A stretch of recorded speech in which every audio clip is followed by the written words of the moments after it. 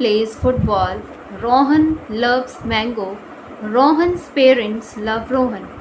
अब आप सोच रहे होगा कि मैं ये क्या रीडिंग कर रही हूँ और आज का मेरा टॉपिक भी क्या है। अब पढ़ते पढ़ते आपको एक नाम भी बहुत ज़्यादा सुनने में आया है। Rohan is a good boy. Rohan plays football. Rohan loves mango. Rohan's parents love Rohan. अब आप सोच रहे होगे कि मैं बार बार रोहन का नाम क्यों ले रही हूँ। हम इसकी जगह कुछ और भी तो यूज़ कर सकते हैं। हम बार बार जब एक ही नाम को रिपीट करते रहते हैं तो सामने वाले को भी सुनने में बड़ा ऑकवर्ड सा लगता है। तो इसीलिए हम सिर्फ एक बार ही जब अपनी बात किसी को बताते हैं कि हम पर्टिकुलर किसी पर्सन के बारे में बात कर रहे हैं, अब बार बार हम उस पर्सन का नाम तो नहीं ले सकते। सिर्फ हम उस सामने वाले पर्सन को बता देते हैं कि हाँ, हम रोहन के बारे में बात कर रहे हैं, तो हम रोहन के बारे में ही हम आगे उसकी डिटेल्स बता रहे हैं कि Rohan is a good boy. अब इधर हम बार बार रोहन नहीं बताएंगे क्योंकि हमने स्टार्टिंग में रोहन का इंट्रोडक्शंस दे दिया है। अब उसी को रिप्लेस करके हम यहाँ पर क्या लगाएंगे, आज उसी पर ही हमारा ये टॉपिक है, जिसे हम कहते हैं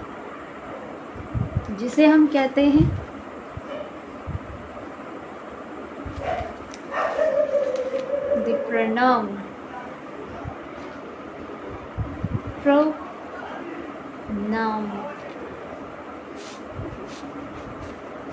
Pronouns.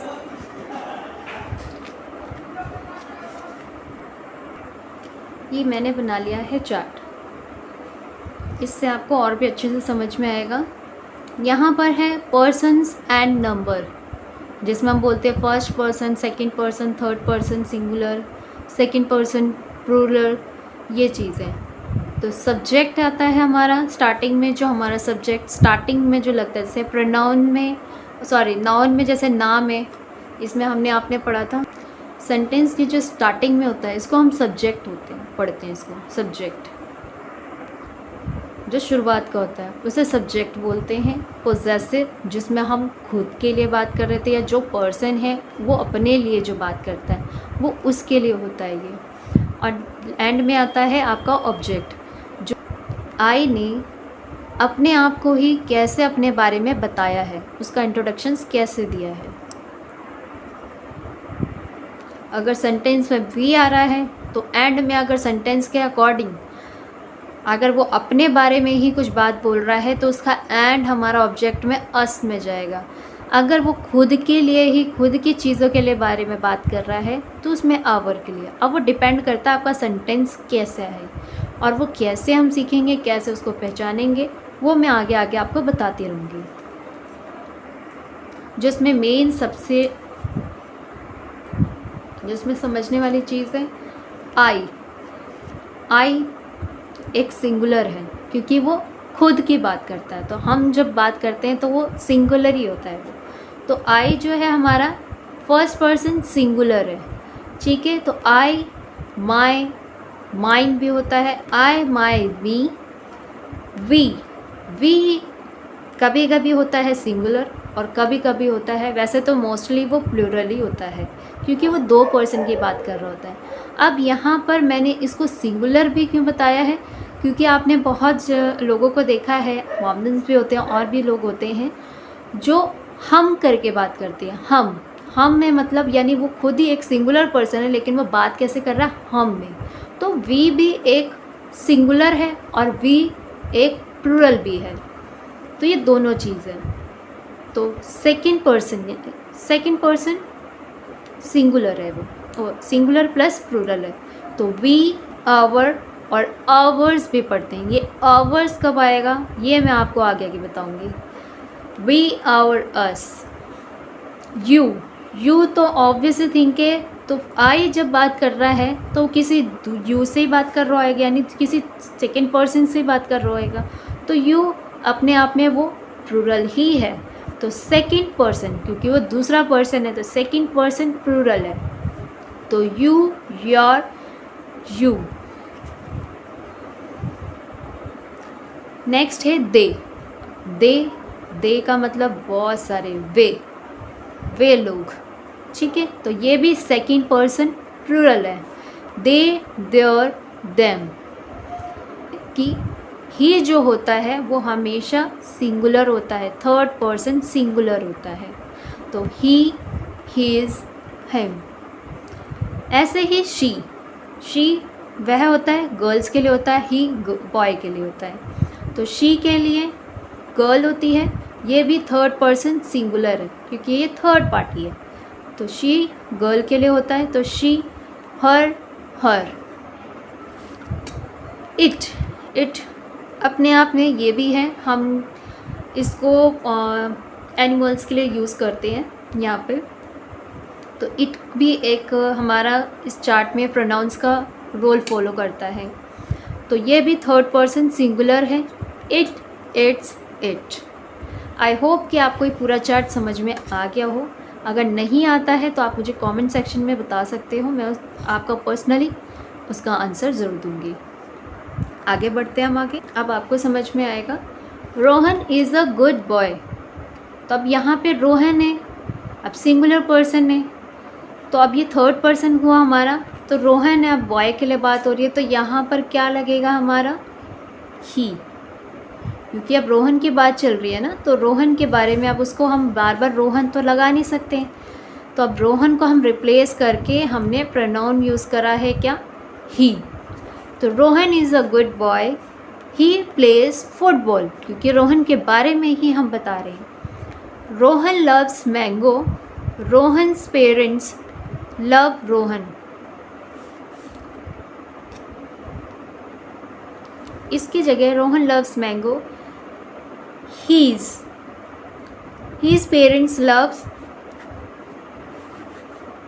हिम। अगर मिडल में है तो वो हीज आएगा, एंड में है तो वो आपका जाएगा हिम में, ही, हिज, हिम। तो ये इस तरीके से नाउन को रिप्लेस करके प्रोनाउंस में चेंज होते हैं। आई होप कि आपको ये पॉइंट क्लियर हो गया होगा। इसमें हम आगे पढ़ेंगे टाइप्स ऑफ प्रोनाउन। अब कितने प्रोनाउंस होते हैं, ये बहुत ही कम बच्चों को पढ़ाया जाता है। इसमें सिर्फ इतना ही हमें नाउन्स में समझा दिया जाता है कि आपका नाउन सिर्फ ही, हीज, हिम, और आपका ये नाउन की जगह पे ये प्रोनाउन ऐसे यूज़ होता है, और सिर्फ ये चार्ट इस तरीके से सिखा दिया जाता है, दैट्स इट। इसमें आगे और कैसे इसके टाइप्स ऑफ नाउन कितने हैं उसकी डिटेलिंग कोई नहीं बताता, सिर्फ इतना ही आपको पढ़ाया जाता है। बट इसमें मैं आपको डिटेल में पूरी चीज़ आपको बताऊंगी कि हमारे पास 7 टाइप्स ऑफ प्रोनाउंस होते हैं, 7 प्रकार के प्रोनाउंस होते हैं, सर्वनाम जो होते हैं, जिसमें से ज़्यादातर 6 ही पढ़ाए जाते हैं। 7th को नॉर्मली होता है, बता दिया जाता है, पढ़ाया नहीं जाता ज़्यादा। तो मैं आपको पूरा 7 के बारे में बताऊंगी। फर्स्ट है हमारा पर्सनल प्रोनाउन, जो बताता है पर्सन्स के बारे में कि वो फर्स्ट है, सेकंड है या थर्ड है, इसके बारे में बताता है। नेक्स्ट है आपका डेमोन्स्ट्रेटिव प्रोनाउन। फर्स्ट जो हमारा था पर्सनल प्रोनाउन, इसीलिए मैंने इसको हिंदी में भी लिखा है ताकि आपको हिंदी में भी समझ में आए।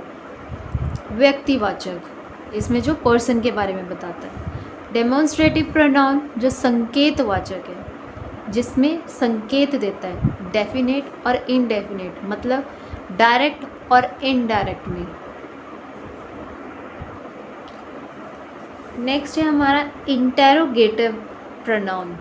इंटेरोगेटिव प्रोनाउन जो होते हैं प्रश्नवाचक, इसमें WH फैमिली। आप मुझे कमेंट सेक्शन में ज़रूर बताना जिसको भी पता है WH फैमिली क्या होती है और वो कितनी होती है। इट्स अ चैलेंज, आप नहीं बता सकते हो WH फैमिली टोटल कितनी होती है, ये मुझे ज़रूर कमेंट सेक्शन में बताना। जिसमें आता है हु, हुम, हुज, व्हाट, हाउ, ये सारे ये होते हैं हमारे इंटेरोगेटिव, जो प्रश्नवाचक होते हैं, क्वेश्चन से पूछा जाता है, क्वेश्चन से, उसको मैंने नाम दिया है WH फैमिली। नेक्स्ट है हमारा 4th point relative pronoun. Relative संबंधवाचक, जो संबंध बनाते हैं, जिसको हम पढ़ते हैं compound word, like I know the boy who broke this chair. मैंने एक एग्जाम्पल के तौर पे आपको समझाने के लिए लिखा है, आई know the boy who broke this chair, मैंने पहले की वीडियोस में भी आपको ये कंपाउंड वर्ड कैसे बनते हैं ये भी सिखा रखा है, तो आप मेरी पहले वाली वीडियोस में भी देख सकते हो। 5th पॉइंट है हमारा रिफ्लेक्सिव प्रोनाउन, जिसे पढ़ते हैं हम निजवाचक, यानी जो स्वयं को बताता है, स्वयं को, यानी माई सेल्फ, योर सेल्फ। अब सबकी तो बात हो रही है, अब खुद की भी तो बात होनी चाहिए, उसको हम बोलते हैं रिफ्लेक्सिव, खुद के लिए, वो इनर सेल्फ जो होती है हमारी, यानी माई सेल्फ, योर सेल्फ।